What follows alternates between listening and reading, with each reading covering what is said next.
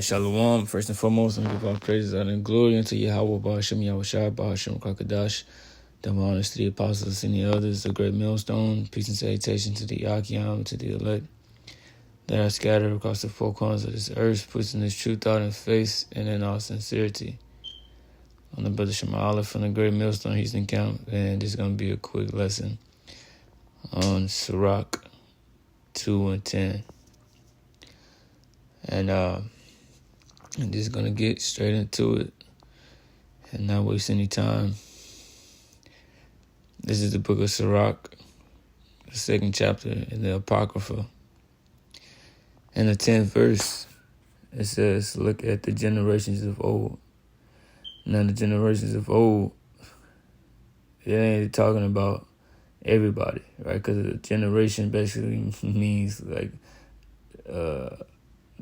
you go into the word like a genealogy or like a family line, things of that nature, right? And what family is it talking about? It's talking about the family of Israel, right? Our ancestors.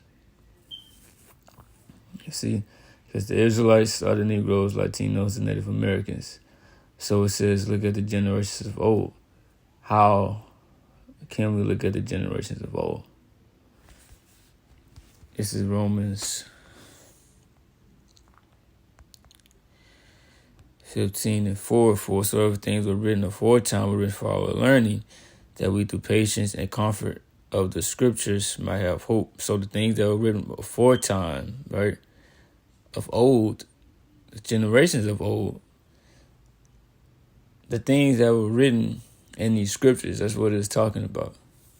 About what? About our forefathers, about the prophets, about Yahushua, about the disciples of the apostles, right? All of those things. You see, it says, for whatsoever things were written aforetime were written for our learning. So the Most High has certain things happen all throughout history for us to learn from. You see, everything that happens was like, even with destructions of wicked kingdoms, they were an example of what would happen if you would be that way. And also, you had examples of men who served the Lord and were obedient, right, and did all that he wanted them to do. You see, and how he saved them out of times of affliction, saved them from death, saved them from evil. You see, it's all type of examples in the scriptures. You see, but let's go back to Sirach.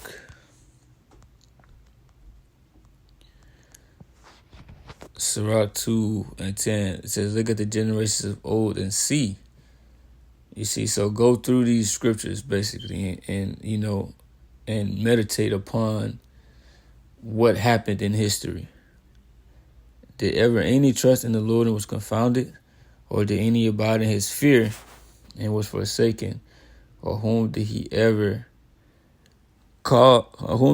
despise that called upon him? So it's basically telling you to go through these scriptures, which the scriptures is a big book, right? And it's saying go through it and see whom did the Lord ever, not save, you see? Or who did the Lord ever forsake or despise when they trusted and called upon him? You see, and that's really a bold statement, which is out of confidence, like, because the Lord is not going to forsake someone who really trusts in him and is obedient unto him. Like, the Lord is protecting you. The Lord got angels, surrounded around the elect. You see, so if you're of the elect, the Lord gonna always have you. The Lord ain't gonna forsake you. And no matter what times that we enter into, no matter how hard times get, right, no matter how hard things look or seem, see, the Lord's angel, the Lord's presence is always around you, even though you cannot see, but you just gotta believe that you are defended from all types of spiritual wickedness, right? all types of evil. You see, that you just protected, right? That you got a hedge about you, right? And you got to walk without doubting.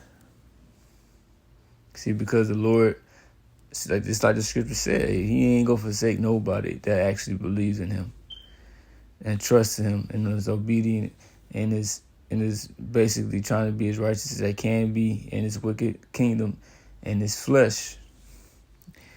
It says, verse 11, for the Lord is full of compassion and mercy and long suffering and very pitiful, and forgiveth sins and saveth in time of affliction. You see, so the Lord is going to save in the time of affliction. See, and that's why we have that name to call upon. He gave us the name to call on him, to pray to him. The scriptures say that the name of the Lord is a strong tower and the righteous run into it and is safe. You see, so he gave us a strong tower to run into in the times of trouble. Right? We ain't just out in the open with nowhere to go, right? With no type of defense. You see, scriptures say, strive for the truth unto death, and the Lord shall fight for thee. So, any time when the Lord gets in between men's affairs, right, to help the Israelites, the favor always goes for Israel. It ain't never nothing nice for the opposite or the enemy of the Most High. You see, so nobody can win a fight against the Most High. See, so calling upon that name and trusting in that name is important, and knowing that you won't be forsaken, knowing that the Most High will hear you and answer your prayers, right? So yeah, that was a lesson. It's just it's a real quick one. You know, I hope that it made sense. That I'm gonna say shalom.